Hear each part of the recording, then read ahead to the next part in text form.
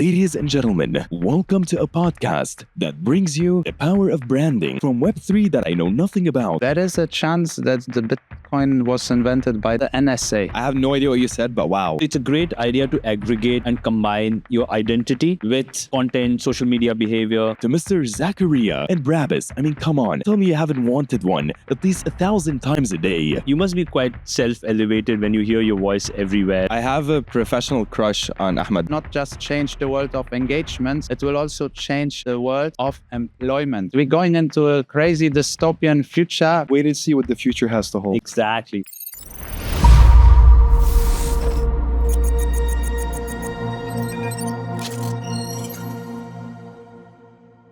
Hi all, it's a sunny weekend today and the weather's changing and so is the winds of branding. And what we have right now is a group of people who've taken branding beyond the obvious. Let's hear from them about how they see the world changing when it comes to brands, organizations. Let's talk to Ahmed first. Ahmed is the visionary entrepreneur who is behind Sonic Branding, everything Sonic Branding in popular organizations in Dubai and in the world. And he's going to talk about that. We've also got another amazing Ahmed here, who is the force behind Brabus in the region and a host of different companies and interests within the larger enterprise, the Binzak enterprises. And we've got Mende. Mende here comes from a space we all thought we knew, but we still don't know. And it's the Web3 space. And he is on this mission to turn companies, individuals, creators to adopt and create experience which we would all love on the Web3 platforms. Gentlemen, lovely to have all of you.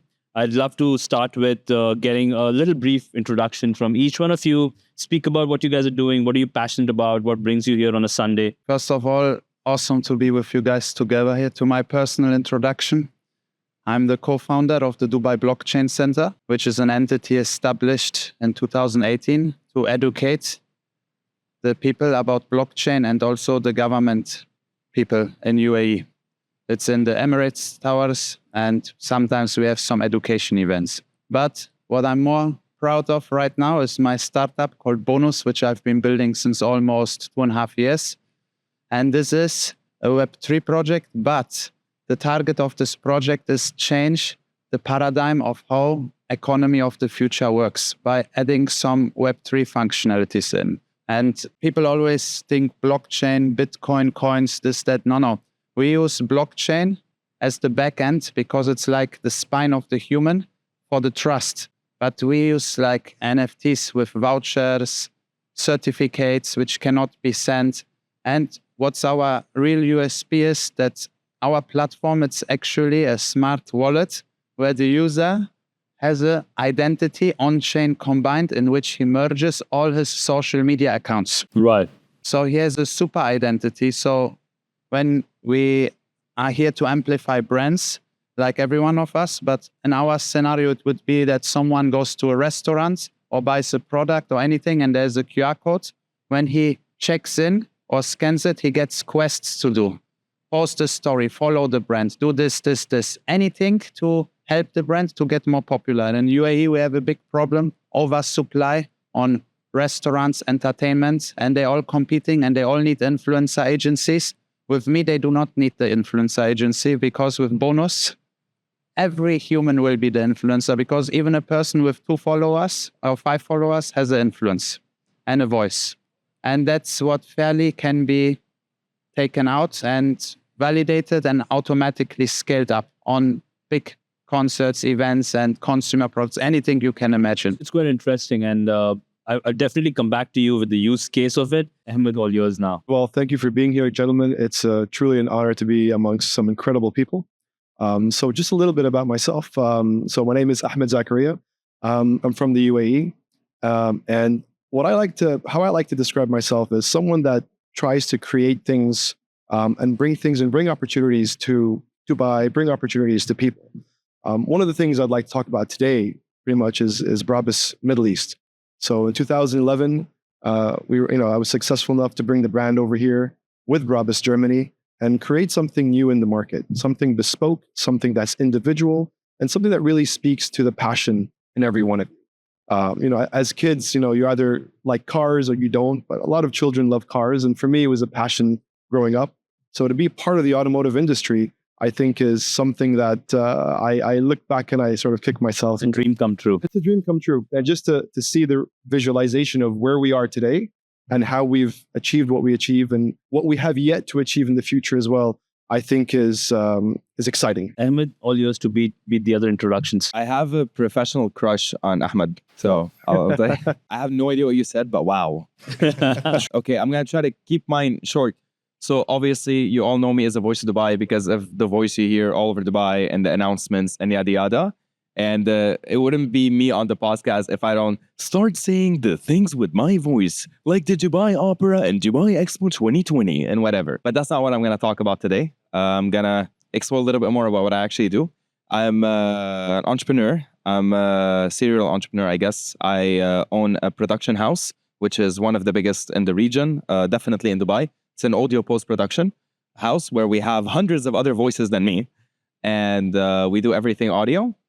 I have the first school of its region in the UAE titled On the Field Academy that teaches voiceover on one side from ages of 8 all the way to 60. And like Brabus, it's one-on-one, custom-made, tailor-made programs with a behavioral therapist. So you have to go through a system to get accepted or denied. And then I have a set of teachers who will teach these people from kids to adults and everywhere in between. Then we have another program called Speech and Communication, in which we help teach leaders and kids who don't want to get into the world of voiceover, but get all the benefits that come with it. The confidence, outspoken, public speaking, yada, yada, all the way to corporate training, but on a smaller scale, because it's all one-on-one. So we don't have like a generalized base. So this has been my startup I've been working on for a year and a half. And Mind Loop Studios, my production company, has been in Dubai for 22 years, and I've owned it since 7 years. I was a partner, and now it's mine. So yeah. Congratulations. Thank you for saying that. I'm sort of like the leader of a product that no one knows about that affects them every day. It's called sonic branding. One would confuse it with a jingle, which is the little signature sound they hear with a visual logo. But in reality, it's called a sonic branding. I've been doing it for around 10 and a half years, since I was 19 years old. And I'm not sure if you guys know this, but I'm sort of like a school dropout for real. So I've been making music since I was 16. And previously, I was the composer for Nancy Ajram, Elisa Fawabib, Viana Marad, Milhamzan, and others. When I was 17, I was on Arab's Got Talent. It's been a lot. So I've been working since 16 professionally. And today I have these two businesses.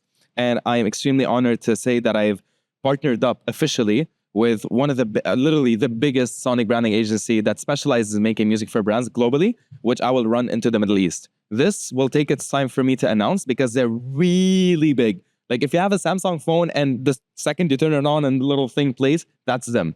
Like that level on a global level. And for me in the region, I've done the music for 94 brands, just to name a few that are extremely important. In Dubai, I believe insurance market is the most relevant. The insurance market.e. The Alfred of insurance. Yes. So basically that particular piece, that 4 seconds, one would call it a jingle, but my thought process behind it, the way I wrote it, the way I approached the owner and everywhere in between, you have brands like Barakat, Brands for Less, you have Festival City Malls, Middle East, you've got the Dubai Police, the official signature music, you've got Switch TV for Itsalat, which actually contains my voice, and I think you'd like that because like it's a more of a, so it goes like Switch, and then TV, because it's an app that represents live TV. So I added the sounds, and I made it into the thing, which plays on the app every time you turn it on. And yeah, I've been on Forbes 30 Under 30, magazine covers, yada, yada, yada. I'm not a big believer of, my face has to be known everywhere because my music and my voice do the selling for me. I know of one happy customer. It's called LPS. Working with you. Let me tell you something about LPS. All right? Can I? Yeah, it's just a plug right now. So, ladies and gentlemen, check this out. He's my client, all right? So technically, he's sort of like my boss to an extent. It's been an honor to work with you. Just let me start with that, yes. Right? Because I've been saying to you guys, me as a voice, which is specifically for governmental entities and yada yada, we as an agency have hundreds of voices in which he works with us. I may specialize in sonic branding, which is the music for brands, officially the DNA of a brand, but we do the jingles and the compositions and the TV commercials. I just don't do them myself. My team does that. So his team talks to my team. So it's been an honor to work with you. Same here. And can I say a few things about LPS? Go for it. Am I allowed? Yes, say and everything. This is my honest experience. Be generous, all right? Okay. You still got Dubai Tourism, right? Correct. Man, I'm so proud of you. That is phenomenal. And Enoch, right? That's and right. a bunch of others. 100%. Really big ones, huh? Yes. All right, check this out. Can I have this camera? Ladies and gentlemen, welcome to a podcast that brings you to smiles, education, the power of branding, and the element of innovation. From Web3 that I know nothing about, but I'm very impressed with, all the way to Mr. Zakaria, who's bringing the world in Dubai and Brabus. I mean, come on. Don't tell me you haven't wanted one at least 1,000 times a day. Now, a special introduction to LPS brands. And a big thank you for hosting us here today. When you need an agency that thinks forward, we need an agency that has the ability to be as diverse as possible and bring you the kind of quality that not only do you expect, but you need to make it happen. When it comes to the impossibility of the possibility, and when it comes to the reality that you want to see, your brand deserves the best. And that today, and as we keep going, and because he's my client, is LPS. Just going in all our Well pitches done. right now. Yeah. So are you gonna work with anybody else? Done, all done. That's entrepreneurship. That's how you get a client forever. With Ahmed, coming back to the fact that you must be quite self-elevated when you hear your voice everywhere, when you also see that your business has contributed to sonic branding for different brands. Have you used this sometimes to cross queues, to get some special privileges? Give us a time when you've done that. A pickup line maybe. You used it as a pickup line at any point of time in your life. Oh, damn. You Listen, here's a weird feeling that people don't know how to relate to with me. When you're heard by 20, 30, 40, 50 million people, your music or your voice or both or whatever. Because if you go to Saudi, there's music I've done like Salam. There's a lot of brands I've worked on in the Middle East that don't contain a voice, but it's all my music, right? From the phone to the signature to a million other things. My voice is prominently in the UAE, okay? So when I go to somebody, and especially when I have a friend with me, like a good wingman, and he looks at a very pretty girl and he's like, do you know who Ahmed is? You know, and she's like, no. He's like, whatever. And then he tells her, and then I'm cute. Like, it's weird. But like, I guess there's a part of it. I'll tell you who is my favorite person, who is a female, who reacted in a certain way that I will never forget. That's my mother. When my mom heard my voice on multiple occasions, here's one example. My voice comes on, blah, blah. And my mom's literally just on her phone. I'm like, Mom, she's like, shut up. I'm like, Mom, she's like, I'm texting your sister. I'm like, Mom, she's like, what? And I'm like, that's me. And she's like, Snipe. That is him. Welcome to Festival Bay. It's literally in the back. My mom's like, oh my God, that's my son. It was, you have no idea the level of that. This is a story that one of my team members told me yesterday. She was a few days ago in Carrefour, and in front of the Barakat fridge, there was a kid. She told me, Ahmed, I swear to God this happened. There was a kid, British, what's it called? A blonde hair. And he was like next to the fridge with his mom, and he started singing Barakat. And there's like, Ahmed, I had to look and verify I'm not making this up. And he said it again. He was singing my signature. And someone would call that a jingle, but it's not, because a jingle doesn't come with measuring tools and AI tools that get to measure the reactions. And it's a completely different level. It's the emotion. I'll make it very simple.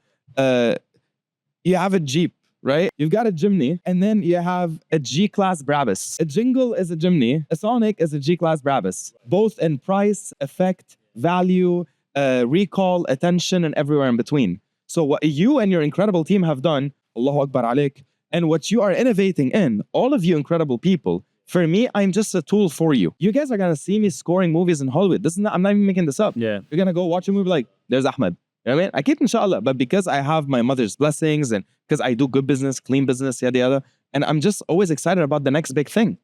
Like, what if I convince Ahmed to do the official Sonic of Brabus globally? You heard it first over here. You heard it first over here. The thing is, I have a portfolio strong enough Yeah. for him to take it very serious. Because he'd look at everything like, oh no, you're literally everywhere. Okay, let's talk. Yeah. So that's the thing when it comes to branding. For me, the kids, the families, the moms, everyone's like, man, there's one video that went viral on social media that made me make a video explaining how I did the music and showing the project because it's going viral. And Avinash, my lovely friend who believed in the idea, at first was like, what is this, a jingle? Why are you asking so much money? I'm like, you gotta trust me. You know, it's like, I'm not paying, 6 figures for a little, you crazy? I'm like, no, you gotta. And now that his life is like, dude, I love you. I'm like, I should charge you a lot more, dude. I should have charged a lot more for the intro and this morning. So my point is, branding is a genuine passion for those that understand it. You know what I mean? And what you've done at LPS, I mean, you've had exceptional growth. Right. Let's be real. Yeah. Right? It's an honor, first of all, to be in this country, to be in this region, to be called a leader to an extent. And to kind of get the license to innovate. Precisely. Who on the planet doesn't know Dubai? Do you know what it feels like to be called the voice of Dubai? Do you know the level of pressure that comes, because people think voice Dubai because of the voice. No, it's because of the story, the entrepreneurship, the lack of education, the music talent, the business ownership. Oh, and I'm stand-up comedian. I have a show on Stars Play. I'm doing another one with a big streaming platform, and yada, yada, yada. So that is what got me there. What put Ahmed in the mindset of, I don't care how bad it gets, I'm going to do it. And Mende was like, I'm going to have a tea and figure it out. And you're like, I'm going to know how to talk to these people in the language they understand. Correct. This is the point of this podcast, is the education. Absolutely. Now I'm going to shut up. And in terms of speaking about innovating, Ahmed, getting Brabus here in Dubai, in the Middle East, how did that happen? Of course, it started with a story of a young kid who wanted to sort of be in this business, but was this something that was tough to convince Brabus to get them here? So it really started with a handshake. Right. That's really what it started with. So I've been friends with the Brabus founders and family for many years. I would say over 2+ decades. Not giving away my age, but over 2 decades. And when they wanted to enter the region, they wanted to enter more pronounced in the region. And they said, we want to come in with someone that we trust, someone that we know, someone that knows the people that we consider one of our own, one of our son, who not only knows the brand, but loves cars. Right. And so for me, it's a passion. It's love. It's a passion. It's a labor of love with cars my entire life. I mean, I used to draw pictures of cars with my own name on it. You know, I wanted to build my own car. Maybe one day, you never know. So, you know, it's amazing how your imagination can really put you forward in life and whatever you want to do. And I always tell people, have an imagination, because the only way you're ever going to grow and you're ever going to create something is if you have an imagination in this world. That's the starting point. That's the starting point. Don't worry about anything else. Don't have that box. Have an imagination. Think outside. Think of what's possible. Look at the future and just do it. Don't worry how you're going to get there, but just start. Absolutely. And for me, it was like, wow, Brabus, who am I? I was 29 years old at the time. I was like, all right. You said you weren't going to talk about your age. Yeah, but we did, yeah. One thing which kind of differentiates a lot of entrepreneurs from people who say they want to be one, but do not end up becoming one, is the fact it's not just the fact that you have a vision, but the bias for action, that you actually make things happen, right? And to sort of say, hey, you know what, I'm just going to do it and then I'll figure out how this is going to work out. It needs to also be good relationship and trust. Trust is undermined when it comes to partnerships of any kind. If you find a better deal, you go with that. What about your word?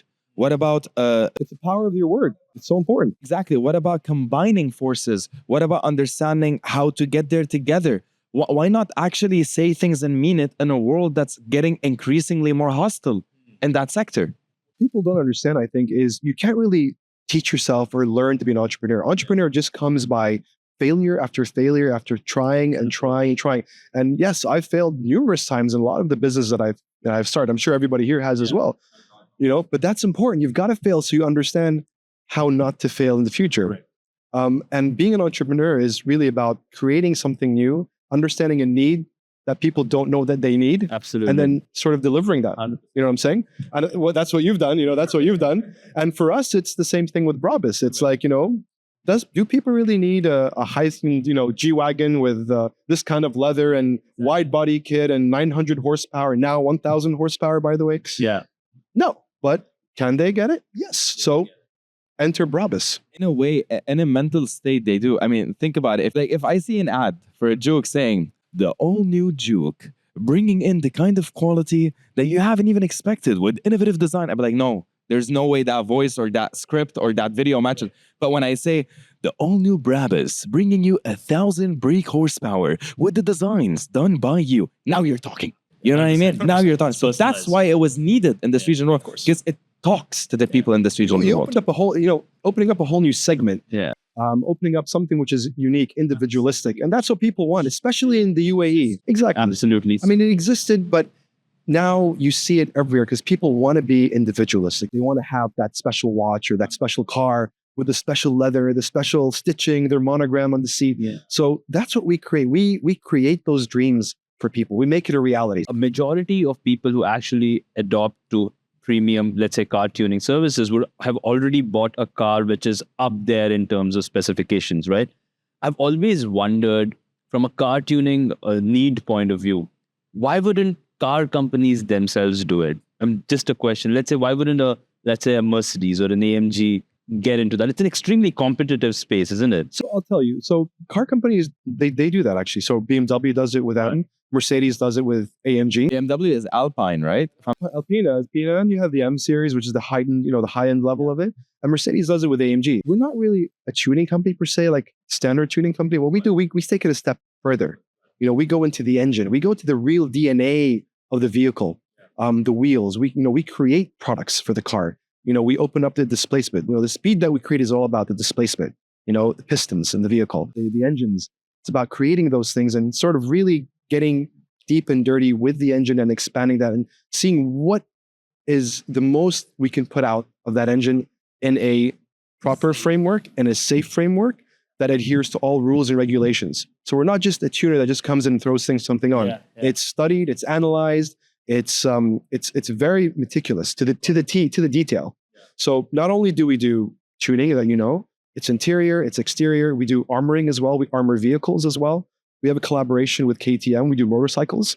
We do boats with Axopar. Last I heard, there's also a collaboration with Panerai now. We have a collaboration with Panerai. So in our Masterpiece Edition cars, which is basically everything under the roof that we do as a brand, the black, bold, kind of vision of Brabus, we have the Masterpiece Edition. Get a nice carbon box, the key, all the papers for the car, the authentic papers of the car. And you have a Panerai watch. So instead of the IWC watch that you have in most Mercedes AMG cars, we have a Panerai watch. So that's a collaboration that we do. So it's all about creating these new opportunities, creating, going across and creating collaborations with other companies, other brands. We have Rolls-Royce right now as well. We do Porsche, we do Land Rover as well. And a lot more brands coming into the fold as well in 2024. Would you say that as Brabus, you can technically tune any kind of car, right? In any way, right? Absolutely. So I'm not gonna say that I'm pitching anything here, but do you think it would be possible? Imagine that's Ferrari. a side discussion later on. The thing is, I really think Brabus should get into Ferrari. I don't know the whole legality because I know Ferrari doesn't like anyone touching anything, blah, blah, blah. I'm my cars are completely stock, but I would fall in love with the idea. Brabus Imagine a Ferrari 488 Pista, Brabus edition. Yeah, wait and see what the future has to hold. Exactly. I'll be your first. Oh, we do classic as well. So we restore classic vehicles, and we're the world's foremost and first 6-star classic restoration globally. But for that, would the Ferrari have to go black? No, I don't think so. No, black is it's a color that we use because it's bold. Right. It's aggressive. It's bold. Timeless. It's broad. It really is timeless. statement making. It's a statement. Timeless. Yeah. And all the vehicles that we've produced, in that 45 plus year since 1977 that we've been around, was all black. So it's one of our signature colors. It's part of the legacy. It's part of the legacy. Our boats as well. We have those black boats. We have the black car. The motorcycles, different colors. So again, it's part of that Brabus sort of DNA. Picture then. Exactly. Speaking of someone who also had a very daring vision, you moved from being from a digital marketing background initially to sort of taking up something which is completely different, more towards blockchain technologies and cryptocurrencies and Web3, and traveling probably across the entire world to come to Dubai and do this.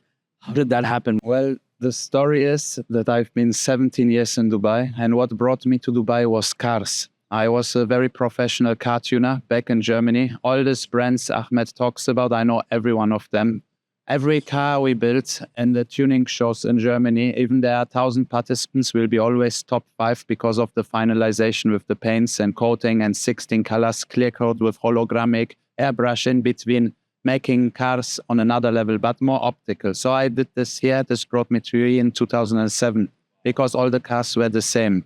You had Quarter Mile back in the day and some other brands, and was an interesting time. But how do I got into the digital space? I watched Fast and Furious with the age of 17. A lot of people watched Fast and the Furious. We didn't get into the business. That's a different thing. But no, I immediately the next day my DNA changed into cars. Cars, all right. Because I liked these wings, these bumpers, and Fast and the Furious 1, 2, 3, 4. Which one? One. Okay, got it. This is 22 years ago, right. 22 and a half years ago. So it's long. Yeah, that's got me hooked like crazy because I wasn't allowed to have a BMW or Mercedes because of our neighbors. It's too big. but I got this Mazda MX-3, a two-door car for like 3,500 euros. But when I saw after the movie what I can do with this car, big wing. Now after it looked more crazy like a Dodge Viper. When I saw the problems which came by ordering the parts and fixing them, and then when I saw the prices, how the parts were sold in US, mufflers for like $29. So I've been ordering this stuff for like $29 plus shipping plus this, and selling them for 150 euros. So I always been profiting, but I never scale. My mistake is never to scale. That's my point of failure. I might make successful business and money, but the scaling is not there. And how did you pick that up in the next thing that you're doing? Well, before the car business, I upgraded computers. I modified Another plot. the CPUs. Yet So again, imagine- another plot twist. Keep watching for more plot twists. Before you know it, he runs a restaurant chain called IHOP. This was a very cool thing.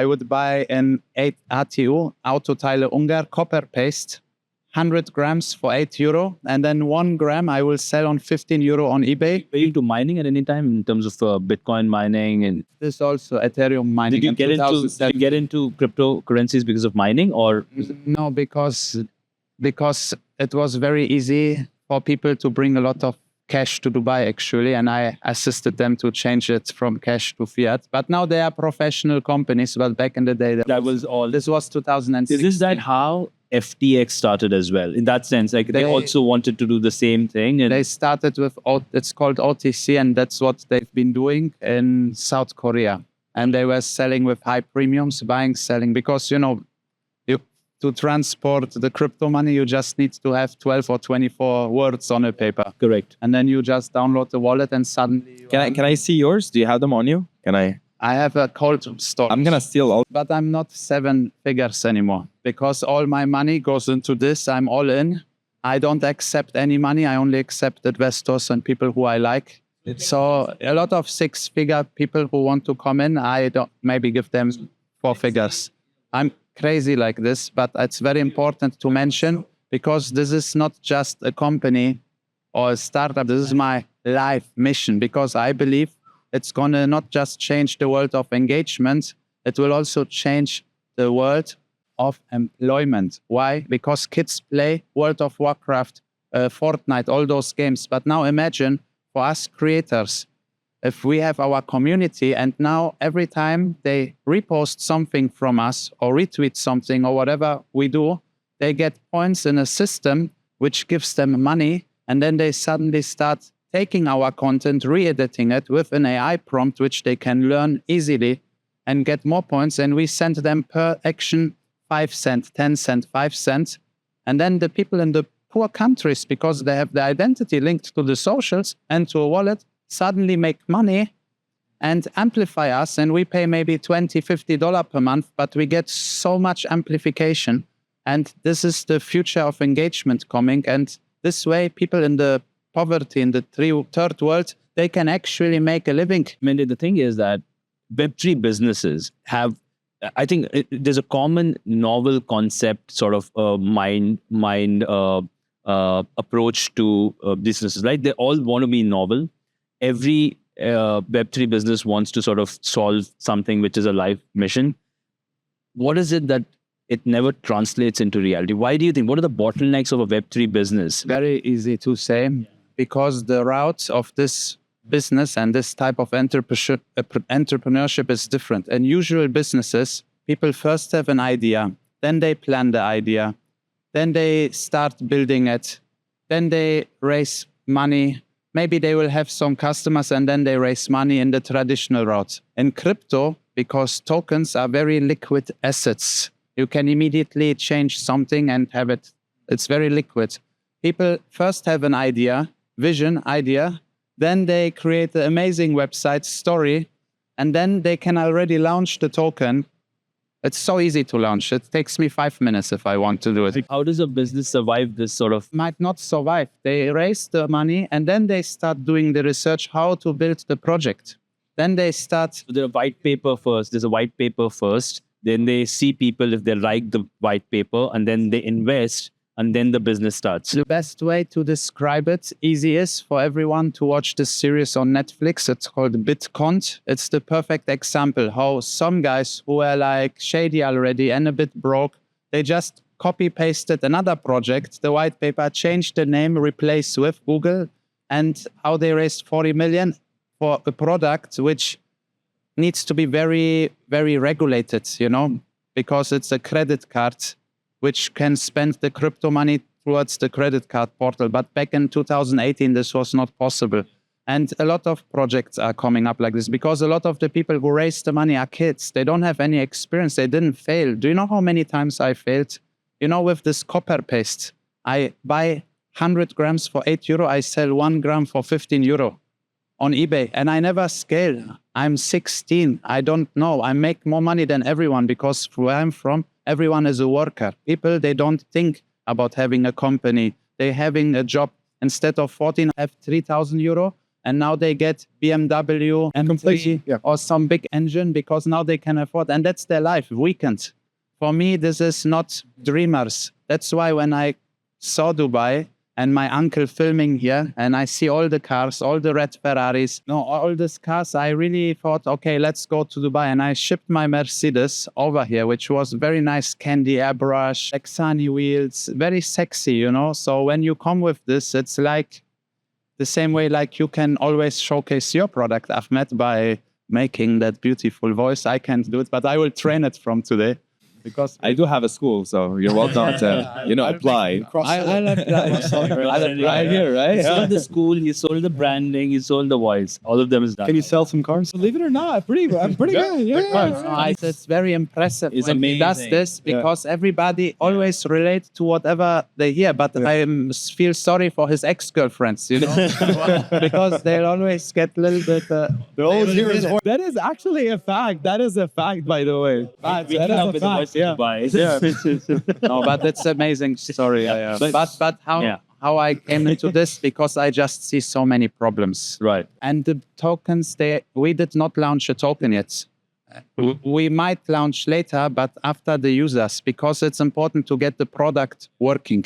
Because otherwise, in Germany, we say Fass ohne Boden. Fass ohne Boden, it's a barrel, but without a floor. So the barrel There's no base to it. Yeah, there's no base. Yeah, there's no foundation to it. Yeah, exactly. But what in general, right? Like Web3 had this huge interest. Everyone was into what's Web3, what's Web3. Every brand, every other day there was an announcement of a brand project wanted to get into Web3, right? That slowed down, right? Why do you think? What's the bottleneck, in your opinion? Because you know this better than anyone, that the Web3 businesses do not get the adoption that they were supposed to get. User experience. It's too hard. It's not user friendly. All those wallets, they are technically like browsers, but you always have to sign transactions. You have to have a seamless phrase. It's not seamless. Exchanges are more seamless, but exchanges, you don't own what's in the exchange. You own it technically, but it's like having money in the bank. So it's not exactly.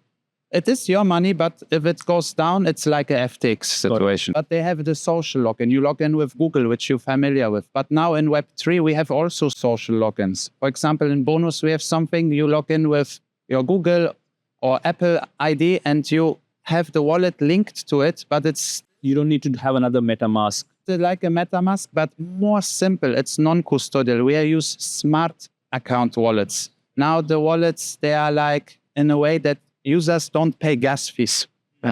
And that makes it seamless. So they have a Web2 experience. So there is no gas fees for someone to send a flow of content between your existing interface with, let's say, a social media platform. Well, there is no gas fees for someone to create his profile, to update it, to do certain actions like redeem vouchers, receive vouchers. There's no gas fees. All those gas fees are taken care by us because we run on a very low cost blockchain, so we can afford paying for this. Because also we make money in vouchers. I'm happy to hear. Because you see how my mentality is in my past when I was scaling up. I never make plus 5%, 10%. We always need to make X's. We charge this NFT mints, they cost us around 1 to 2 cents. Okay. We sell these NFTs for the brands in packages for 9 cents. So this is already almost a 450% profit. Somebody gets a saving in a restaurant, let's say 50% because he has a lot of followers like Ahmed, more than 150K, then he gets maybe 50% discount because he will not post the video of the food if it's 10%. But for 50%, he'll do it because the food might only cost 20%. So the business still makes money. From the savings, we take 10%. So let's say his 50% or 30% save him 400 dirham. It's now 40 dirhams for us. So 40 dirhams, let's say it's $10. It's 11, but 10. $10 plus 9 cents, it's 50,000, 500% profit on one customer. Got it. So I think we will be surely a 9-figure company. And that's why I'm inspired, but also the other things. And I have one for you. What about real estate? big time real estate when they sell the huge. apartments. I'm in real estate. And How can you capitalize this in real estate? very easy. The buyers of your apartments or even the people who Whether rent, you're a brokerage or you're property owners or somebody might live in the place or they buy it and live in the place. But now after 2-3 months, they can get an email with a nice QR code. You use that journey, they scan it, and now they get all those quests what to do. Are you happy with your apartment? Did you enjoy this?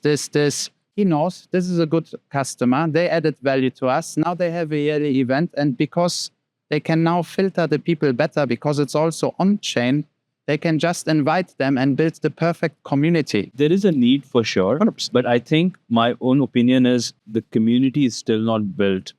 In my opinion, the need looks like it's very imminent. Like, for example, artificial intelligence existed for a long time. Why did it take an OpenAI moment for the world to realize, hey, artificial intelligence is going to big? I think that OpenAI moment for Web3, in my opinion, hasn't happened yet. No. Right? it's happening very soon. Yeah. So, and Now, I mean, Now it's- everyone would love to believe that, but it's just that there's always this inflection point in any industry where it becomes mainstream. That's something which still is getting formed in the Web3 space. this was always the deal breaker because it's hard. If it's not easy that my grandma can understand it, then it's not useful. You see, the wallet itself, it's the spine. Yeah. But when the application starts, it won't even show up the wallet. No need.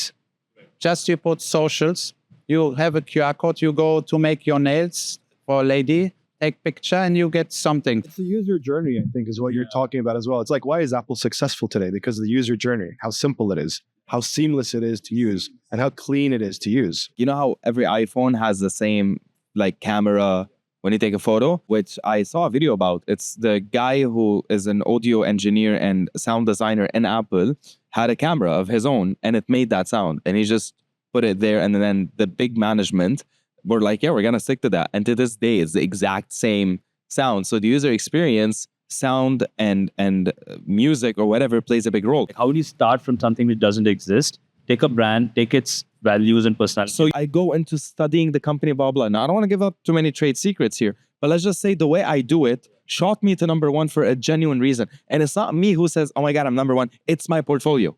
94 independently made projects known regionally and globally by a singular artist who was a serial entrepreneur and a comedian, ironically. So when you look at the thing, so you've got composition, you've got scoring, then you've got what we do in our industry, which is jingles, music composition for TV commercials, all of that. I don't do that. My team does that. I've got people, I've got full-time composers whose job is to do just that. And how do you ensure that there's a certain level that you sort of set for yourself? It's experience. I've been doing this for 11 years. I mean, when Nancy Ajram, I'm quite little, it's on YouTube, by the way. When she literally looks at me, she's like, Ahmed, Anjad, yani, he has talent. You know, like when you hear that when you're 17, you're not like, no, Baba, is she for real? And you're like, oh my God, like you just get, so it does go down self-belief because as an artist, when I sit down, okay, let's talk about what I'm working on right now. For example, you've got the Abu Dhabi government.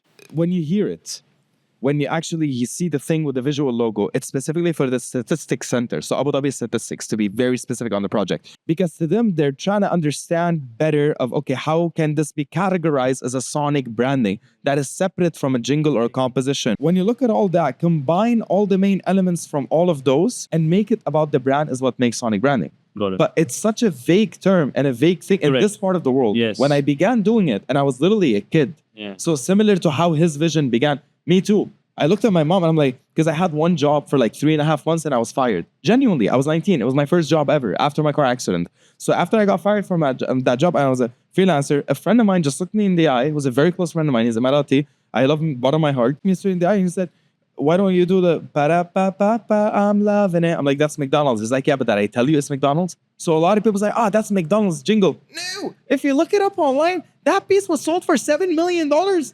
Just those 4 seconds. Yeah. So when people are like, so you make these little 4 seconds and you get to drive Ferraris? No, I am Absolutely not. an absolute, I'm pushing the market because there are people who do it in the region. I'm not saying no, but I'm like literally the guy. If you look at and compare. You set the benchmark. Pretty much Benchmark. what you Now, said. You set the benchmark. people are entering the Middle Eastern market because of me. Yeah. Whether on the voiceover front, you've got people, copying the whole me being title voiceover. Then you've got, there's so much happening that my friends send me like. You kickstarted the market. I kickstarted the market in that sense. Yeah. And I'm not saying it didn't happen before. Again, that's why Brabus was such a great example of what you guys do. It's science. Yeah. It's a science. It's not like, we got you this amazing therapist who will study your brand. No, it needs to be. It's the whole user. It's the whole user experience from the beginning to the end. Absolutely. That's, I think, what the best way. Beware, when you call them as a separate song, when you're on the plane, it's a separate song. When you're in the terminal, it's a separate song. When this, it's that. When that, the social media is used in a certain way. I'll give you a quick example. Yeah. Shoemart. So if you go to any of their videos, just skip to the end and you hear the na. So that signature was built on for the brands you love. There's no one that sings it, but it says on the thing because that's their tagline: brands you love. Okay, so brands for the brands you love. So it's made in a way where as you're reading it and hearing the music, eventually like it's gonna click eventually. But this is like very innovative. You get me? And then their social media music is designed in a way that. Basically, most music goes 1, 2, and 3, and 4, and 1. So Emirati is like so it depends on So you got the 2, 4, the whatever. So for Shoemart, I made a piece that goes so that's how it starts. But then it goes this piece is designed in a way where the way that the track was going, and it's designed specifically for social media, it changes so quickly, it catches you off guard, and the visuals on it need to be the offers.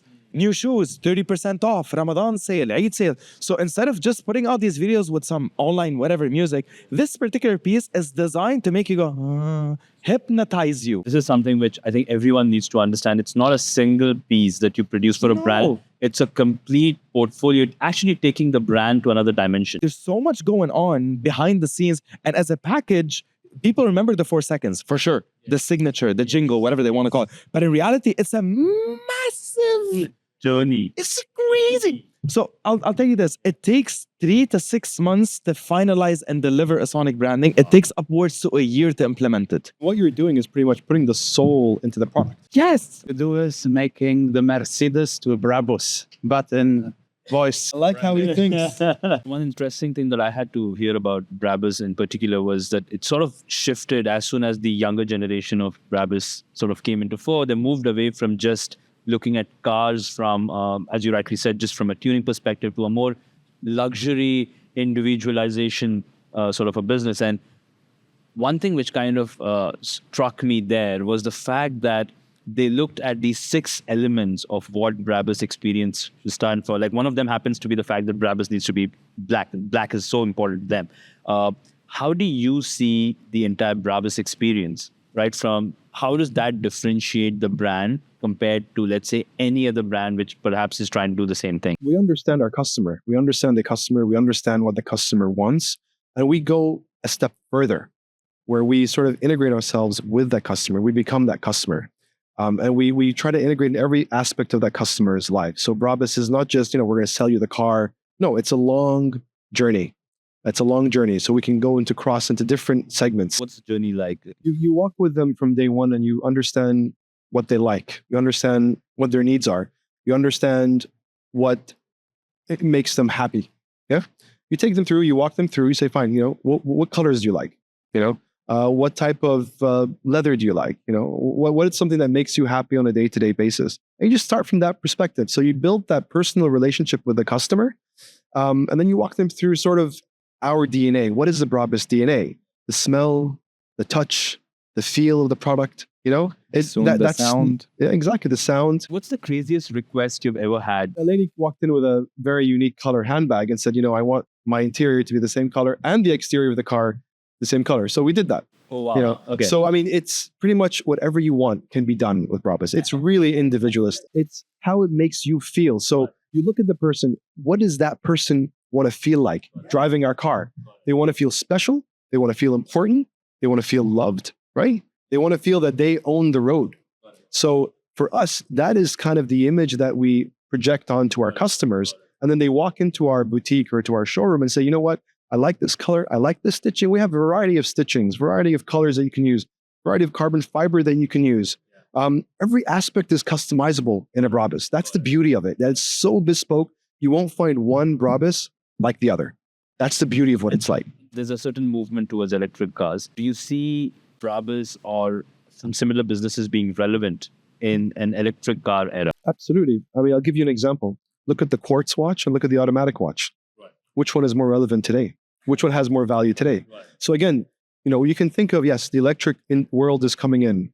Is it there to stay? Is it going to be hybrid? Is it going to be hydrogen? The jury isn't still out. The jury's still not out on what's going to happen. But we take the first mover advantage. And yes, we have modified electric cars, electric Mercedes-Benz cars, the EQGs, the EQSs, EQCs, all that entire lineup of Mercedes, electric, plus Tesla as well. We go into the Tesla as well. We don't play with the engines. We have a sister company called StarTech that we sort of do the exterior and interior modifications for the car. So we have taken that journey into electric, but again, it's our bread and butter is octane. But we can, and we have, and we will. Is it technically possible to improve the horsepower for an electric car? Technically, everything is possible. Everything is possible. I mean, look, they're lovely vehicles. All right, the tech is incredible, but it doesn't give you that same satisfaction as an octane vehicle does. In terms of the technology, it's flawless. The screen, the UI, how you use it. I mean, it's a technology company at the end of the day, but it's not an auto manufacturer per se. When you look at Mercedes-Benz, when you look at BMW, when you look at Toyota, these are heritage companies that have Ferrari, these are heritage companies that have been built on the foundations of what an automotive vehicle is in the 1800s. So it's a very different kind of a shift or paradigm shift, but electric cars, yes, are they here to stay? Yes, they are. Are they great vehicles? They're phenomenal vehicles. I love my Model 3 Performance. It was incredible. It was my daily runaround. It was a great car. But does it give you the same kind of feeling that you get driving a Ferrari or driving a Mercedes? It doesn't. Not yet, though. Got it. It will. Yes. That's what I'm excited for. I want to see where it's gonna go. Yeah, I think all of us are excited, but we shouldn't discount the electric, revolution either, because we don't know what the future has to hold yet. Like Bugatti, just got maybe a mix of octane and electric. Driving is an art. And you want to be driving an art piece, a timeless art piece. And so that's what we create. We create this timeless art piece that you drive, this unique piece that's individualistic to you. And I think octane vehicles still retain that mechanical movement, sound of the engine, the bass. Beat at this point of time. These things, it's tough to beat. And I think it's always going to be there, in my humble opinion. Yes, the future is bright. There's a lot of electric vehicles out there. China is surpassing the world with electric vehicles. I just came from China. I've seen electric vehicles everywhere, even Huawei, everyone's creating. So yes, there is a market for it. There's a huge market for it. Yeah, but we still don't know the entire full frame of it yet. Yeah. And so, in my opinion, the future is going to be a mix: hybrid, octane, and electric. For those that like electric, for those that like hybrid, for those that like octane as well. Just like you have markets today for people that like automatic watches, quartz watches, and Casios and whatnot. Everything exists for the masses. So let's all get along. And I think this is really what the future has to hold. Coming to things which stay and things which perhaps don't, there's always this debate about blockchain versus cryptocurrencies, right? Like, which is more valuable? I perhaps was one of the first adopters at one point of time when it came to Bitcoin, right? Prices were like 3 figures.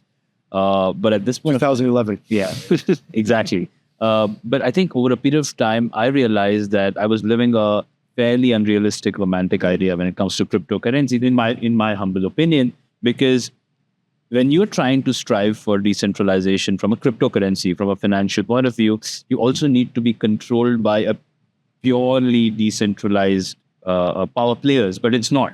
Exchanges are centralized. You have people who have mass amounts of a certain currency. Now, but on the other hand, blockchain has a lot of merit. as a technology. Do you see a lot of adoption of blockchain? Is there anything that we use on a daily level in Dubai, with on the back end is blockchain? Absolutely. The UAEPass runs on blockchain. Tell us about the UAEPass, because that's exciting. All of us have a UAEPass. How does that work with blockchain? The user data is stored on chain. So the files cannot be easily edited. It needs multiple authentications. And it's also used in the smart gates because the UAEPass system, it's like an ultimate authentication. And one of my targets is also to implement UAEPass to Bonuz because we have some crazy tourism ideas to gamify the whole of Dubai experiences for the tourists who actually can't afford doing them. And there are many of them. They can go to eat and drink karak, all those things they can do. Go to the beach, go to the mall, make picture of the car, but not actually go and spend 100 dirham. It's too much. So imagine now the tourism, it's gamified for those people who install the UAEPass, added to Bonuz. Now they add their Facebook, Instagram, now they get a voucher. And that's what is coming, the vouchers and the certificates for everything. Real world assets. But back to the sample, they get the free voucher to Shin Daga Museum, which is a traditional museum. And a lot of people who come to Dubai, they don't see these things anymore. They only see the high life, the hype, the expensive restaurants, all the 5-star things. But those traditional museums are also important. So now It's our heritage. It's our heritage. It's where we started, which is extremely important. and that's good for people also to understand the roots. So now those people, they go there for free, make some stories. Now they did it. It gets monitored. Now they get another voucher to go for free to another place, which need footfolks. So you can technically revive businesses or revive places. You know the Sharjah Space Museum? Yes. Islamic Museum of... It's my favorite. I like it more than the Louvre. Nobody knows about it. Marketing level, scale, 0. I don't even know if they care about it, but it's a beautiful museum. There are so many of these. There's so many hidden gems around. There's a lot of hidden gems. It's a lot of The UAE is full of beautiful hidden gems. You know, if you just take a road trip across all the 7 Emirates with your car and stay in each emirate for at least 1 day, you will be pleasantly surprised by the flora, the fauna, the mountains, the people, the culture of each and every single emirate that we have. Our people, the foods, the sights, the sounds, the way the roads are, the way the mountains are. It's stunning. It's beautiful. I recently did a road trip as well across the UAE just to understand my own country a bit more. And it was the most beautiful thing I ever did. I said, I can go to Europe, I can go here, I can go there, but you know what? I want to explore and really live my country for these 7 days. And 7 days, I went through 7 Emirates. It was the best thing I ever did. And the most people, they don't know about it, those even who live here for years. So that's why when they one time go for a weekend hiking somewhere in Hatta, by coincidence, because somebody asked them, they understand this beauty. But now these actions need to be gamified. So people, they do them because it amplifies the country even more, because it's already the 3rd visited country or the 4th. But let's bring it one step ahead. Let's make it the first. Let's make it number 1. Possible. I mean, it's all about that here at the end of the day. Those And it works here. experiences, this round trip, besides the hotels where you stay, it was probably very cost efficient, right? Absolutely. And the restaurants, they are like super, almost nothing, right? Absolutely. And that's the beauty what people forgot, because for those brands and those experiences to stand out, they need to invest in heavy marketing, and that's hard. It's a great idea to aggregate and combine your identity with, let's say, content, social media behavior. Identity needs to be aggregated to every action of your life, because in the digital realm, Bluetooth is invisible, Wi-Fi is invisible, and we have a digital presence. Now there are fake humans coming out, AI avatars, beautiful woman, AI generated. It's unbelievable. The new line of scams coming out is on another level. So those things, they will need an identity. Like my cat needs a vet pass and it belongs to me. My avatar in the future will need an identity to understand it belongs to me because it can work for me. Because why do these identities require blockchain in the first place? Like, why don't they all have passports? The blockchain, it stores the information on multiple servers. So when we go into a building today and we sign our name, number from the security guard, That's a ledger, technically. But now this guy, he can just change the numbers and it's only one copy. But on the blockchain, it would be like this, that we come in, the guy writes it, there's maybe a camera seeing that it's us and seeing our ID.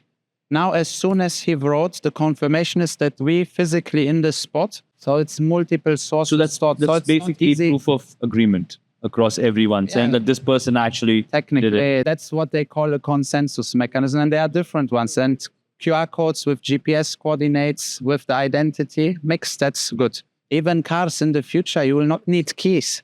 They understand your face. We're going into a crazy dystopian future further on. Please just say watch Black Mirror. Decentralization in itself does not guarantee full decentralization, isn't it? And I've seen a few times we've talked about the space of we're going to all enter this world, which is matrix. Matrix is coming. Do you think ultimate decentralization is ever a possibility, or a large-scale decentralization is a possibility at all? I think the large-scale decentralization might be the solution to solve the ownership issues and the issues of freedom. And I know for a fact that a lot of those blockchains, which will be the underlying layers of a lot of use cases and experiences, they're actually not totally decentralized, because there might be a majority stakeholder who could control it. Because if more than 60% or 51% controlled over blockchain, they can actually override the decisions. Isn't it the case right now? It is in certain things. In Ethereum, for example, because it's proof of stake now, before it was proof of work. So there were miners mining and it was very energy efficient. Now all the miners don't mine anymore. They just validate transactions and it became deflationary. So the ultimate decentralization is actually Bitcoin itself, because it has the most nodes and it's not controlled by anyone. There's no CEO. It's just like running. And even some governments, like this South American government, El Salvador. El Salvador, they took it as legal tender. There's a survey done, and a majority of people in El Salvador have shifted to using a dollar. I think, in my opinion, ultimate decentralization is something which may not ever happen. And this is my opinion. And I say this why, because when you start off with, let's say, a decentralization project, right? You need to, you then try to create a DAO for it. Let's say there's a decentralized autonomous organization. But the fact is, when, let's say you ask Ahmed today, and Ahmed, today, when you're running a business, decides to, because you have the highest amount of liability, risk, and responsibility in the business, would you... Thanks for the reminder. Exactly. I feel great. Yeah, but would you be open to having a separate organization of hundreds of people who you would transfer this authority to for the company, who do not have any skin in the game? No. That's the point. A DAO would work if everyone has the same amount of liability. To build that liability is a function of time. No one can start off with it. So it's very tough for an organization to start off being completely decentralized. In my opinion, it's a myth, but perhaps there are better models. For DAO, users need to be stakeholders, because a DAO is a decentralized autonomous organization where are voting rights. So if 100 people have one voting rights and 51 vote against something, then this would be the decision. But all those rules of votes and sets can be permissioned by Ahmed in the parameters of how he wants. So if he would like to make sure that his organization donates the profits to a charity or impact, and he would say, because he would say, no, I don't think my community, they are greedy. If I give them the right, they will cut my 30%, which I want to give away. They will cut it to 0.1%, even below Zakat level, Because, capitalism is like this, But maybe he would set the lowest parameter at 5%. It can't be lower. And then this is the rule. It comes from a conventional point, how he funds his business. And then once he does that, to transfer that authority is not going to be easy, because the people who are his community members may not have the same risk or skin in the game when it comes to decentralization. But that's a point of view in that sense, right? Like, it's always going to be tough to transfer that risk responsibility, ownership, liability to 50, 60 people you never know. They can get to this level that they own, that they earn it, you know? It's like somebody going to a war and earning a star.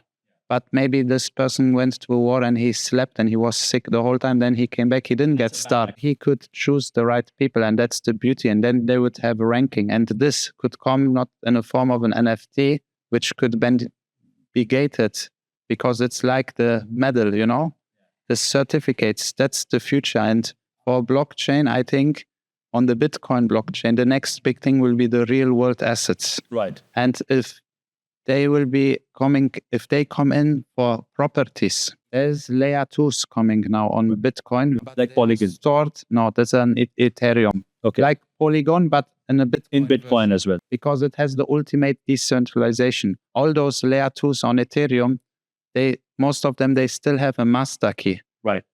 It's a very technical thing. I could explain it, but it will take 2-3 minutes. And I don't know if the watchers are that technical, so no need to make technical. But the real world assets on the Bitcoin blockchain, if this gets a legal tender and there will be an easy system for users to do that, then this will be very revolutionary. How does AI aid or destroy the value on blockchain identity? Well, the AI could have identities on social medias, but it might not be able to have a decentralized identity which is verified, because to get the verification, the human or the user needs to do a KYC perhaps, or have a national identity which can be authenticated that he's actually the external human. threats. There's always a third party who needs to validate this digital identity. So that's what we also built in. So either it's a KYC provider. That's why I also hope that we will get the UAEPass, because anyone who has a UAEPass, he only can be a human.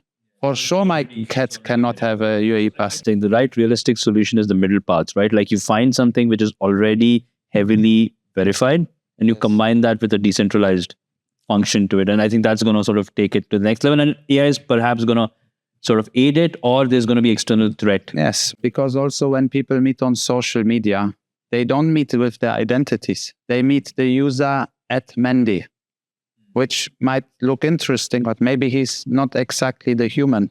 Maybe he is. But then if they will check in a register of the digital identity, if @Mende has some validation that he's a human, then they can even see, oh, he has also @Mende Matthias on Twitter, @Mende Matthias on Pinterest, @Mende Matthias on SoundCloud, and they can, if I give the permission to see it. So I think it's the next thing coming, and it will be a very important thing to merge all these things. Bitcoin was by Satoshi Nakamoto invented, but the technologies, the ingredients to create the Bitcoin. Somebody no one knows? No, the blockchain was invented in 91. Rumored to not be known. Like no one knows who Satoshi Nakamoto. Nobody knows. Nobody knows. One guy Honestly, claimed to be Satoshi Nakamoto. Was he? We don't know, The right? UK courts actually threw that case. They dismissed it. Dismissed This it. guy, Honestly, with the level of plot twists, like you're a little bit. What's it called? What's the word, معلم? You are. What's the game Among Us? You are the sus. You are little sus, huh? Suspect. Suspect. No, I'm away. You are Satoshi, yeah. Trust me. If I would You put the ramen, you eat the ramen. You change spreading a rumor right now that's going to go viral. You know, he went from Japan to Germany. I will pick up the language. Although it's libedish, danke. You know. Yeah. For sure, not. How old were you when Bitcoin was made? I was 25. That is more than old enough, ladies and gentlemen. New rumor activated. There is a chance that the Bitcoin was invented by the CIA. Everything is a conspiracy. Right. Look, the dollar, what's happening? They're just printing money. I think Bitcoin, it's the transit money. Yeah, actually more the NSA. Okay, NSA, all right. They are more secret than the CIA. How do you think, like, explain Well, the logic behind because this? the logic is that those people, they plan dozens of years in ahead. They know everything what's going to happen. They have a game plan. There's too much manipulation and destruction for us humans with social media and all these things. So I think maybe it's Bitcoin, it's the transit money, but nobody knows because it's so perfect. Right. So perhaps it's also might be there for some time and then later disappear. It's very possible. It's not impossible. But till this happens, a lot of other things have to. So my $22 in Bitcoin might disappear. Not immediately. You're thinking of $22. But I don't have it. I'm thinking let's change the topic back to Brabus. You want to drive one? He can literally hook you up. FYI. He can actually hook you up. Yeah. But Bitcoin, it doesn't disappear like that. It will save everyone first, because the dollar, in my opinion, has to break. They say don't bet against the dollar, but when you print, there's no weight. There was before gold and it, but now nothing. Coming back to AI in general, Ahmed, and you've been someone who's been interested in it. You've been a passionate proponent of it. It's there. It's a buzzword. Everyone knows ChatGPT. Why do you think enterprise organizations haven't adopted to AI yet, and what's stopping them? What's the missing piece? There hasn't been a product out yet that satisfies or addresses their needs.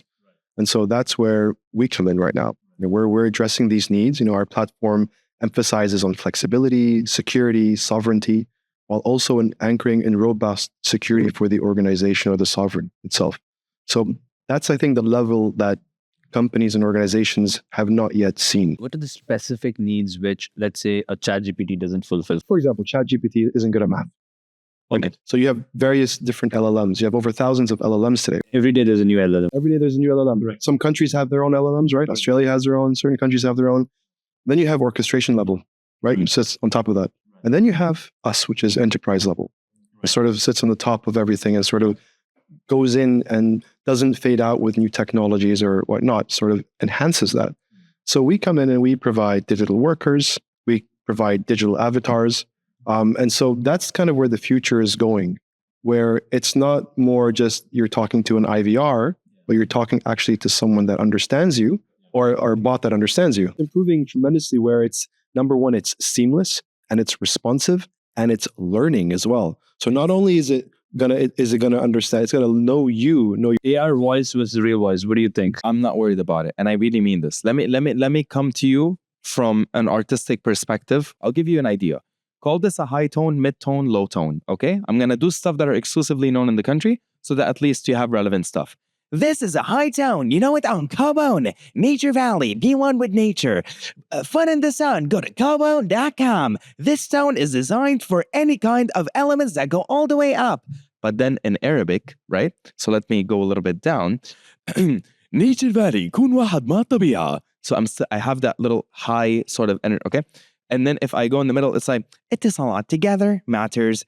Siemens and the UAE. Shops you love delivered better. Download the InstaShop app now. I'm in the middle. Not all the way up. I'm in the middle. محلات حبونا توصيل تسألونا. حملوا تطبيق InstaShop الآن. The performance in itself also follows through the audience. When I go all the way down, now this is obviously the signature voice because that's the one you hear everywhere. So can AI at any point of time not pull it off? What do you think? I don't. Let me tell you why. Before Ahmed, I will fully admit publicly that we're working on an AI program of our own, which will be implemented to the high standard to go to him and to you and to everybody and be like, hey, we now officially offer an AI service alongside the real humans. Okay. So as a business, am I working on it? Yes. And I'm like it's happening 100%. Okay. So we're literally in the testing phases of Emirati, Saudi, and specific dialects. So I'm to that level because whatever you're going to show me in English, I'm sure. But Emirati and Saudi Yes. and La. Yes. La? Yep. What's your Over 177 languages currently that we're working on, including dialects. You're working on it. Including dialects. Our company is working on it that I'm a partner of here. enterprise AI? Then Enterprise and I can absolutely. off record. I can come Absolutely. in. So we're doing digital workers. We're doing digital avatars. I can really help. So it's incredible. I can see Honestly, help. if you see what we're working on, it's let me tell you transformational. something. What do you feel? What do you feel would at any point of time talent, which is human talent, be replaced by AI voice? Human talent can never be replaced by AI because you've got a soul in the human, right? It's very different. It will create more efficiencies. So for example, today, you've got a manager, which is a human. You've got 4 or 5 digital workers, right? Let's talk about a legal case. You're in a legal law firm, right? You've got a legal document that you have to read. How long does it take you to coordinate with the other side. It takes you a few days back and forth, go through the documents.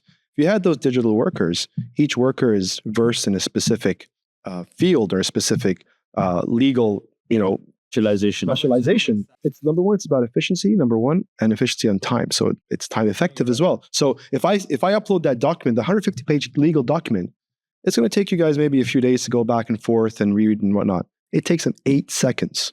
So 8 seconds to review that document, come back with the points, you can get the deal closed. So number one, efficiencies. Number one, increasing and creating a better bottom line for you. For the output you're talking about, Ahmed, I am in complete agreement for those outputs. But him as an agency, me as a production company owner, it's about creative, the creatives use cases. You'll be surprised on how far it's gone and how far it's going. At enterprise, what happens is the solution requires to solve multiple things. Correct. One, it doesn't need to just solve a machine learning to an output requirement. You have multiple amounts of data in enterprise, right? How do you structure them all to look homogeneous before they get trained? And that's a big problem in an enterprise solution. That's number one. The second important thing is, I think there is currently a law which basically mandates all these technology firms to have data centers in UAE or in Saudi Arabia. In the GCC, let's say these are the two sort of countries which are pressing for having data centers within the country in order to actually be involved with sensitive industries like banking, like insurance, like security. But the problem is, if you try to train your data on an LLM which belongs to, let's say, Microsoft or an Amazon or let's say Tencent, data still goes to their existing machine learning system, which doesn't sit in the country, right? So your ERP sensitive data still gets exposed outside the country. And that's the real complexity when it comes to enterprises. That's number one, data security.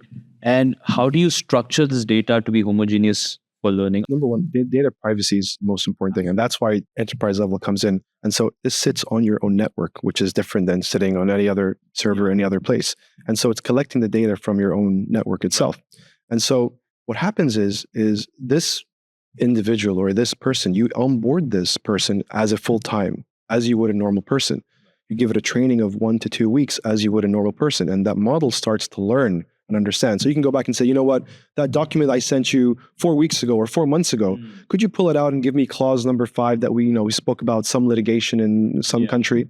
It'll pull that out and give it to you. Got it. Exactly. So and there's an automated workflow for that. There's an automatic workflow for that we sort of program into it. So again, that's just the beginning.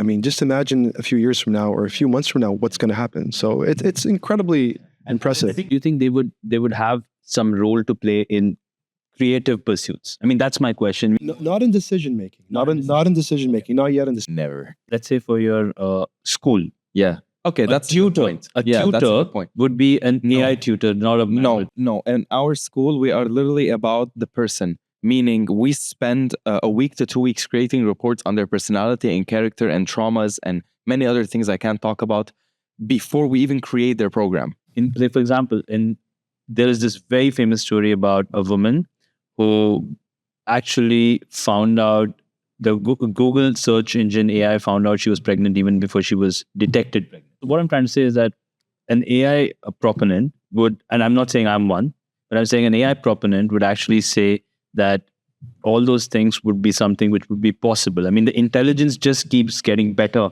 If it gets there, I'm on board. But I don't think it'll ever replace creativity. No way. What humans have. So yes, I'm a huge supporter of AI. What it has to do. It's going to become more and more valuable. Absolutely. So it's going to become better. Someone like Ahmed, me, exactly. Man. This is telepathy. So why is that sound hasn't evolved to the level it should in the region? I think it is. It is, and it will. For me, when I speak out of personal experience here. I'm not talking on numbers or data. I'm talking about my life and my story. When I started selling sonic branding, I was legitimately laughed at. Was when it came to the budget.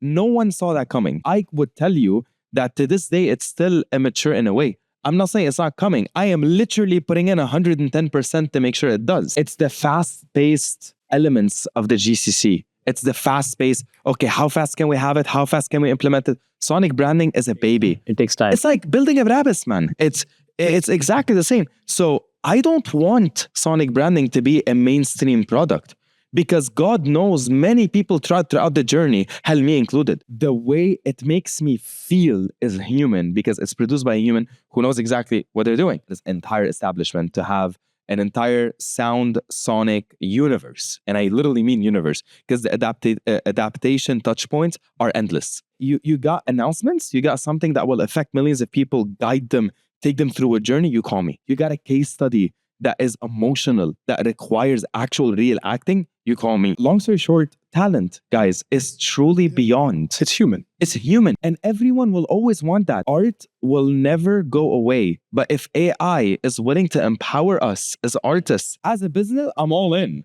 You know, whatever generates the maximum amount of profits for me, I'm happy to use it. I don't care.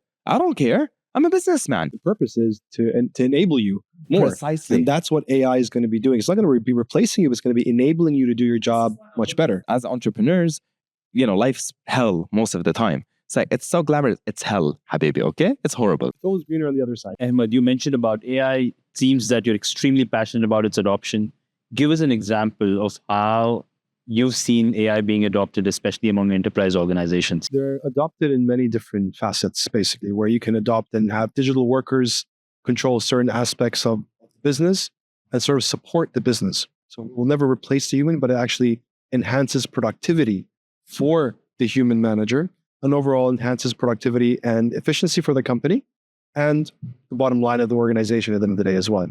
So I've seen many use cases of it being adopted, and we've adopted several as well globally. Again, I'm not at liberty to speak of them on air, but I can definitely speak of them. Quite excited to know how the journey would sort of go along. Extremely excited. And being someone who's super passionate equally about cars, do you see AI also changing the way we interact with our driving experiences in cars? It's your customer experience, your customer journey. You know, how the consumer interacts with the vehicle, how the customer interacts with the organization.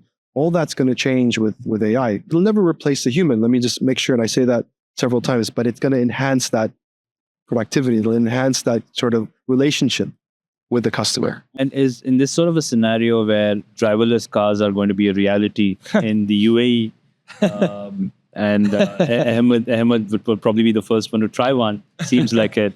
Would you actually see that being a choice which people would make to stop driving and ensuring they're sitting in cars which do not have a driver? Some people yes, and some people no. Absolutely. I mean, there's a market for everyone here.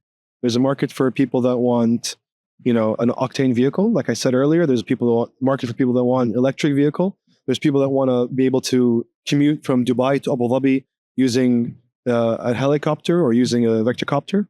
And there's people that want to commute using, you know, driverless vehicles. And yes, that is going to happen in the very, very near future. We saw His Highness Sheikh Hamdan bin Mohammed bin Rashid, our Crown Prince, test one of those vehicles recently with the RTA. So yes, it's going to happen very, very soon, and many people will be adopting it. Brabus isn't someone who's new to having a fake identity of its kind in the market. So how do you, I'm quite interested to know, how do you counter the threat of fake Brabuses? Several processes. Number one, dimensions are all off. Logos are all off. You'll have 4 or 5 logos on the car. Each one is different in different sizes, number one. We're actively working right now to start and stop this at its core. It's a long process. It's a long journey. But it has to happen because when you're getting into a fake or using fake parts for your car, it's a liability. It's a health risk. It's a safety hazard because these parts have not been created and have not been built by a specific organization that follows these criteria that we do. Right. Yeah, we follow several criteria globally, global standards that we follow, automotive standards and safety standards that we follow. So when you're putting on a kit which is 95% cheaper than our kit or our part or our engine module or not, you're putting yourself and your family at risk. Correct. Buy original, pay the extra money. If you're paying this much anyway for a G-Wagon or for Mercedes, then why don't you just pay that extra amount for something that's authentic and official and actually looks real? Because you can spot a fake Brabus a mile away. I mean, you don't even need to be from Brabus or a Brabus. It's just from a visual point of view. Visual perspective. You can even hear it. How does someone differentiate? The engine, right? No, not just the engine. So dimensions are all off. So we have something called the wide body kit. So, and we have certain spacers and certain diameters that we put on the wheel. So when you look at it, you'll find the body of the car is this big and the wheels are this big. Or you'll find the colors off. You find the logos different sizes. So even our logos, everything that we have is IP'd and it's registered, and everything is registered with the federal government here, with the ministry here, and globally. So our brand is a registered IP. You cannot copy that brand. Look, I have an ad for you. You guys ready for this? It's on the Go head. for it. Okay, check this out. Whether you wake up in the morning and you think that Brabus is a little bit too expensive and you can't make it yet, but you need it today. When it comes to the quality that you're looking for and everywhere in between, but you think who's really gonna know? Sign up and buy a real Brabus or enlist in our new program called Be Pathetic. When it comes to the things that don't actually look exactly like they're meant to be, you go and tell people, I have a Brabus, but wink wink, you don't, and she still doesn't find you cute. So please, contact Ahmed And get a real Brabus. I'm going to send an edit of this and Please use it. Please do. We'll use that. We'll use that. What does the cost look like pre and after going through Brabus? The question. Let's take an interesting example, a G-Wagon. G-Wagon in the market today between 900,000 to 1.1 million on average for a standard G-Wagon. If you want to get sort of the entire package of the car, it'll cost you anywhere from, I would say, 400,000 all the way up to 1 million dirhams, if not more. So 50 to 100% of the car value. Because not everyone picks the entire package. Some people pick certain aspects, certain wheels, different kinds of wheels, different interiors, different engine components. There's a 700, 800, 900 for the G-Wagon. And then what does 100% of the value do to the G-Wagon? It increases obviously the value, the resale value of the car. But again, it's subject to your preference and his preference, for example. You may like a red interior, he may not like it. So you're happy to pay, a 30% premium. He's happy to pay a 20% premium. Depends on... So the value is subjective. It is subjective. Is there a premium? Yes, there is a premium, 100%. Because you're getting something with different quality, something bespoke, something enhanced, faster engine, more physical attributes to the vehicle that enhance its beauty. So again, there is obviously but there's no specific number that we can say. I'm just speaking from an entrepreneur lens, but that's an opportunity because Absolutely. if someone could standardize a value that a Brabus brings to a vehicle, that could be an interesting secondary sale market. I don't know if Brabus ever thought of venturing into, let's say, secondary sale of Brabus. We keep that for the other retailers out there to do that business for us. These are exactly the things, I'm just trying to connect dots here, which a Web3 potentially could get into, like these immutable things, like that red wrapped Ferrari, or I'm so sorry, but the red wrapped Brabus essentially doesn't exist anywhere else, and you sort of give it a value by probably tokenizing it and then playing it out in a market where people want to have a piece of it. Is that something that would work from a Web3 point of view? It could work technically. It's very easy. It would be like having the ownership certificate as a digital certificate, which would be coming in a form of an NFT. But then it would depend again which government enforces the law for this, like as a legal tender. Because in case I have the NFT, he has the car, I'm the owner. In Germany, every car you own, actually, you have a Fahrzeugbrief. It's like a paper. And whoever drives the car, it only matters who owns this paper. Who owns this paper, the physical paper, he's the owner. There's also an alternative use case where you could use it as a trading asset in a market where you may not have the ownership of the car, but you may have the ownership of the certificate. And now you give the certificate in a platform where you trade or whatever, and now you get a collateral loan against it. It becomes a commodity. It can be a commodity that people trade because they want the value of the car if it's in high demand, Yeah, of Our course. cars are all in high demand, but there's always a premium for our vehicles. Everyone comes back to this model of, hey, what does it cost? It doesn't cost. What's the value? Exactly. It's the idea of the money. Like for me, I have a friend of mine who has a G-Wagon Brabus, and I've been in quite a few right now, but his, like the brown, there's a certain, the brown leather, a certain type of brown. I swear to God, every time I'm in this car, I feel like I'm sitting with a therapist who's willing to listen to my problems and care. Right? And like I sit down, I close the door, and everybody likes the way that the G-Wagon doors closes, and I love it. And yeah, I close it and I look at him like, today was a day. And they'd be like, tell me, Habib, what's happening? Tell me what's going on. And just looking around me in a proper Brabus, I'm like, I feel good. I don't know why. It's just intuitive. Where me and Brabus share is the level of personalization and making it unique and tailor-made, blah blah. Like we literally do the same. I just do it in music and sound. We're as a whole. sophisticated, Sophistication personalized of it. products. Precisely. What happens is a lot of times people outside, when they think about branding beyond the obvious, they think of what's the cost, but actually people inside think what's the value, right? And that's the point that I want to make, even from a Web3 point of view. What do you think does it take for a brand has the business going on for them, a Starbucks, a McDonald's? Why would they want to even get into Web3? Like, what's the benefits that they get, and what's the cost that they pay when they decide to get into a Web3 community space? I would say the customer loyalty and the target with amplifying the experience even more. Is there a monetary value to it? Already many loyalty programs out there which are not based on Web3, but again, when we take NFTs and make them like vouchers or points for every coffee which drunk at a coffee shop, maybe they collect 3-4 and then they get one coffee for free, and the brand knows who drank the coffee, and they can put them in a funnel and continue their journey, because they will also build a better community of doers and not of people who just are consumers. And based on this, big brands, they have events, they can invite the people better, they can just enhance the whole performance, which is giving the users, the customers, the consumers, the citizens, the members, also a better experience with the brand. So it upgrades everything, but it has to be easy, the user experience, that's what we didn't have. That's why a lot of brands who tried Web3, they did not always have very good results. And if you look at brands like Diesel, they're trying with a lot of different technology firms because they like the technology, but to find the right builders is also not an easy thing. I was going through heavy pain. Yeah. I had to fire 15 people, and my money was limited because I thought I'd get it right the first time. Right. But it wasn't. So we had to build, destroy, build, new. Like, it's crazy. Yeah. But I didn't want to bring something to the world like... which is half-baked. Half-baked. Like, just to be alive and then, okay, finish. Look, art isn't necessarily something that has to be music or talking or me doing the voices or someone dancing. Art comes in an infinite amount of forms, realistically.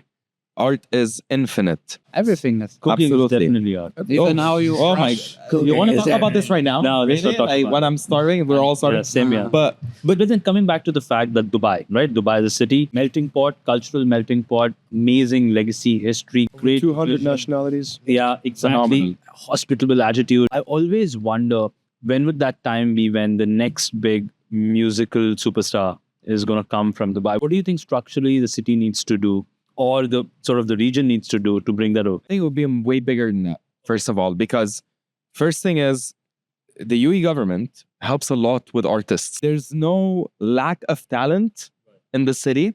There's an ability to differentiate, and that's where I quite literally advise on internally within this country. What I would tell you is there needs to be more support on understanding where certain trends are creating value or reimagining what already existed and pushed through. Because what actually made the difference is when something was crazy enough to shock the world. And that hasn't come out of Dubai from an artistic point of view that can be a mass product. Artists in general in Dubai need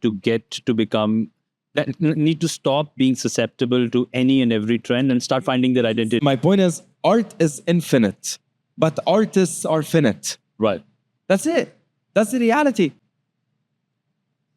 I didn't finish school, so in case I'm wrong, I'm self-taught. Je parle français, je suis libanais. Visualizing, that's the Exactement. 100%. Makes sense. 100%. But what does it take for a young kid to come to become an Ahmed? Not do what everyone else is doing is a great starting point.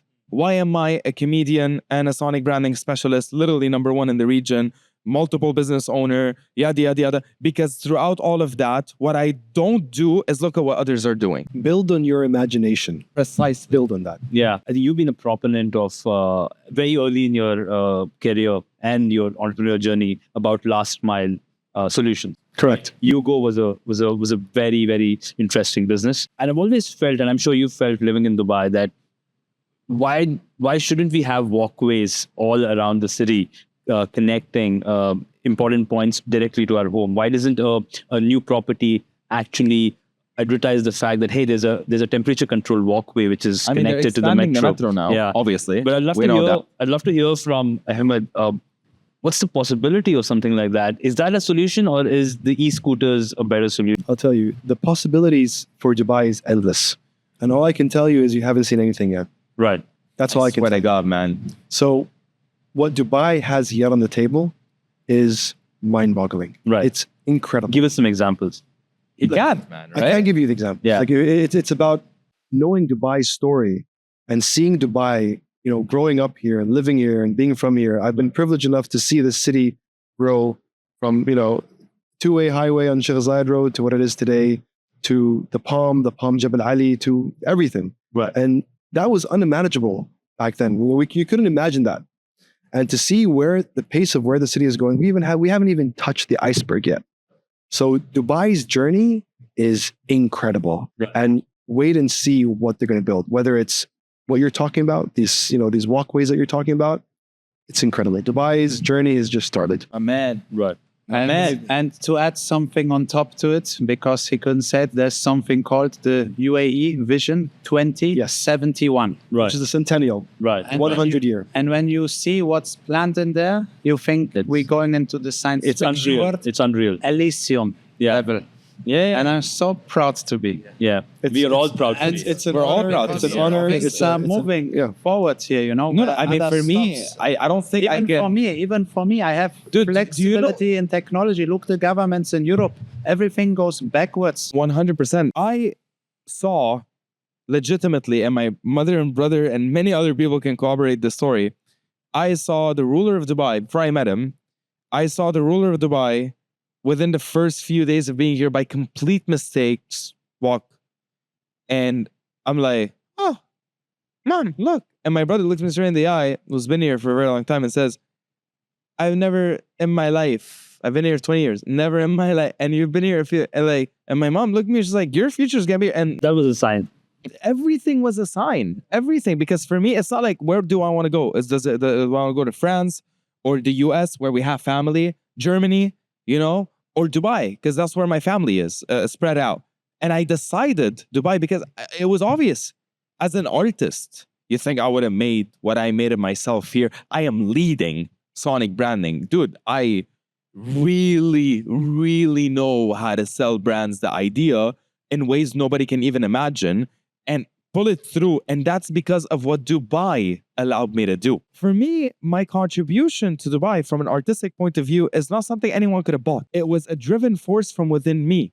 And that's why I believe that this country is going to be able to grow exponentially. What Dubai does, Dubai gives you that canvas, gives you that opportunity. The UAE in general gives you that opportunity to thrive. Right. Everyone is welcome here. Every nationality, every religious group, every cultural group, everyone is welcome in this country. It's all about thriving. It's all about creating. And that's it's what only the going UAE to is about. increase and grow as Just growing as, and as growing the momentum day after minute after second, growing and growing. When What is it did to you to see the ruler? Because for me, it had a big effect too. seeing His Highness for the first time and after so did something in my soul, not my heart, go deeper, in my soul that I'm on the right track. For me, I am blessed and I have been blessed, and that's why I can sit with you on this table. I'm blessed to sit around you, each and every one of you. You're all geniuses in your own way, and I don't say that lightly.